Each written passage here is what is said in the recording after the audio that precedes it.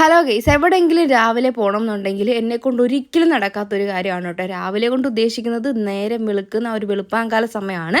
അപ്പോൾ അങ്ങനെ എന്തെങ്കിലും എവിടെയെങ്കിലും പോകണമെന്നുണ്ടെങ്കിൽ ഉറങ്ങാതെ കണ്ണ് മിഴിച്ചിരുന്നിട്ട് ആ സമയമാകുമ്പോഴത്തേക്ക് റെഡിയായിട്ട് പോവുക. ഇത് മാത്രമേ എന്നെക്കൊണ്ട് സാധിക്കൂ. അങ്ങനെ ഉറങ്ങാതിരുന്ന് കൃത്യം 1:45 നമ്മൾ വീട്ടിൽ നിന്ന് ഇറങ്ങി നമ്മളൊരു യാത്ര പോവുകയാണ്. പോകുന്ന വഴിക്ക് നമ്മളൊരു തട്ടുകടയിൽ നിന്ന് പൊറോട്ടയും കടലക്കറിയും വാങ്ങിച്ച് വെച്ചു. പിന്നെ ഒരു ചൂട് ചായ കൂടെ കുടിച്ചപ്പോഴാണ് ഒന്ന് ഉഷാറായത്.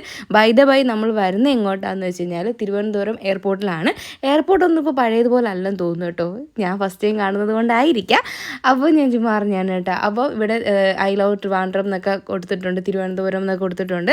1932 സ്ഥാപിതമായ കേരളത്തിലെ ആദ്യത്തെ വിമാനത്താവളമാണ് തിരുവനന്തപുരം വിമാനത്താവളം. 1991 ഔദ്യോഗികമായി പ്രഖ്യാപിച്ച ഇന്ത്യയിലെ 5ാമത്തെ അന്താരാഷ്ട്ര വിമാനത്താവളം കൂടിയാണ് കേട്ടോ തിരുവനന്തപുരം എയർപോർട്ട്. അപ്പോൾ നമ്മളിവിടെ വന്നത് സുബിനെ യാത്രയാക്കാൻ വേണ്ടിയിട്ടാണ്.